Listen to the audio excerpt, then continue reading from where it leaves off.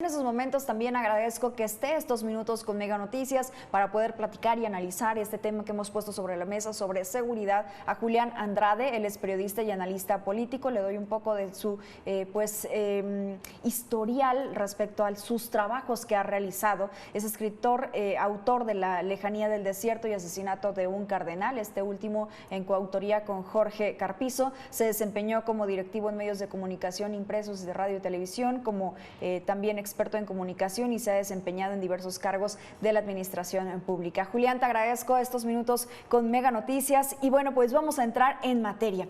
La política de seguridad pues definitivamente no ha dado los frutos que todos esperaríamos. Escuchábamos hoy por la mañana el reporte que hacían las autoridades federales sobre estos delitos del fuero federal. Sin embargo, todavía los del común pues siguen afectándonos a todas y todos. ¿Qué nos dices? Mitzi, buenas tardes, un saludo a ti, a toda la gente que nos ve y que nos escucha. Un gusto estar con todos ustedes. Y sí, como refieres, los índices delictivos, si los analizamos mes con mes, nos dicen relativamente poco. Digamos que ahí hay una trampa. Si vemos en cambio ya lo que ha ocurrido en los últimos meses, quizá en el arranque del año, pues las noticias de todas formas no son muy buenas y no pueden serlo porque no contamos con una estrategia que haya sido eficaz.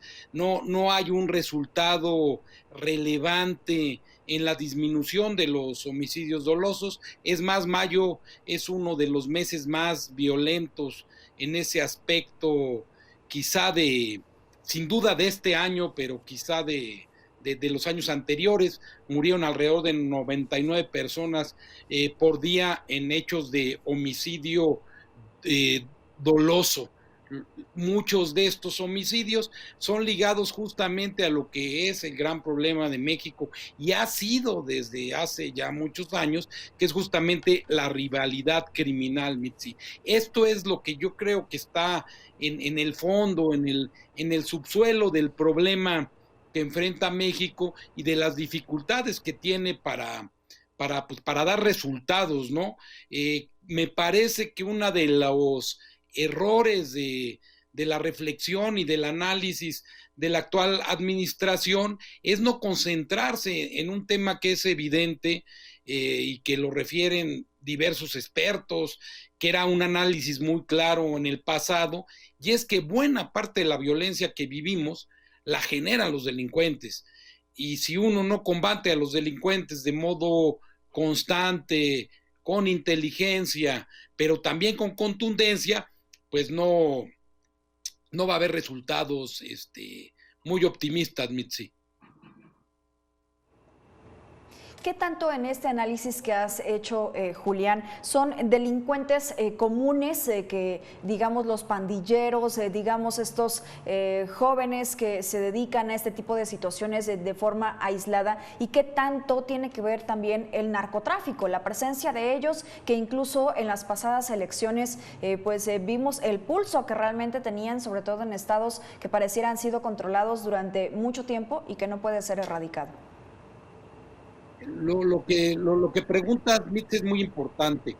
Digamos que tenemos justamente una masa de jóvenes que por desgracia integran pandillas, sobre todo en el norte del país, que cometen diversos delitos del orden común: robo a comercio, asalto en la vía pública, amenazas. El problema grave es que estos grupos van escalando en, digamos, lo que es la carrera criminal. Un problema del no combate al inicio de los hechos criminales es que estos jóvenes con el tiempo van a ir avanzando y van a ir subiendo en la escala criminal, primero reclutados como sicarios o inclusive ayudantes de las bandas criminales. Esto es muy claro, por ejemplo, en Ciudad Juárez, donde hay inclusive una rivalidad alta entre los aztecas, por un lado, los artistas asesinos, por otro, y que responden justamente a directivas de grupos criminales ya de altos vuelos, como son el Cártel de Juárez o el Cártel de Sinaloa. Este es el problema fundamental. Al no atenderse de modo estructural y en sus distintas problemáticas, lo que vamos a tener es que el reclutamiento de jóvenes siga continuando y ellos vayan avanzando en estas carreras de sicariato que culminan a veces en ya en los liderazgos criminales, pero que siempre terminan mal, en prisión, asesinados, con un daño a la sociedad muy alto, Mitzi. Sí, sí, muy alto. Van escalando o van formando sus propias células y que además se instalan en los municipios, se instalan en los estados como cual cáncer. Vimos la intromisión de estos grupos criminales dentro de las mismas elecciones que hacía yo referencia hace unos momentos, Julián. ¿Qué tanto tiene que preocupar a las nuevas autoridades que lleguen en las administraciones para poder, pues aunque sea, disminuir los estragos? Creo, Mitzi, que tiene que preocupar muchísimo la presencia de los cárteles en las elecciones. Esto es uno de los temas centrales de la política mexicana por un lado, pero también de la política de combate al crimen por el otro. ¿Qué tanto ayudaron o no ayudaron a posicionar a algún determinado grupo político? ¿Qué tanto este grupo político está involucrado con las organizaciones criminales o solo recibió su apoyo porque los criminales creen que es un mejor escenario el que ellos tengan el poder político?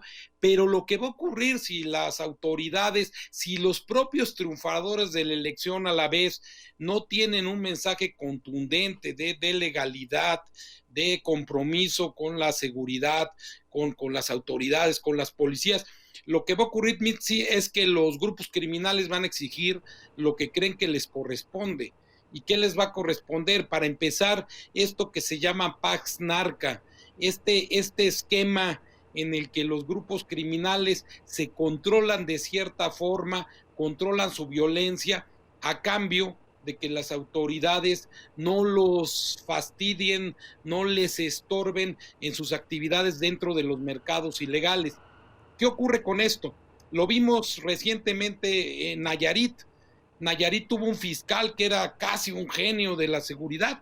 Ahí disminuyeron los homicidios de modo contundente. El problema es que este señor que ahora está preso en Estados Unidos era un elemento del crimen organizado, trabajaba para ellos y pudrió las estructuras de seguridad de las policías locales y comprometió inclusive a las federales. Este es el problema. ¿Hasta dónde se puede vender el alma de un Estado, de las corporaciones?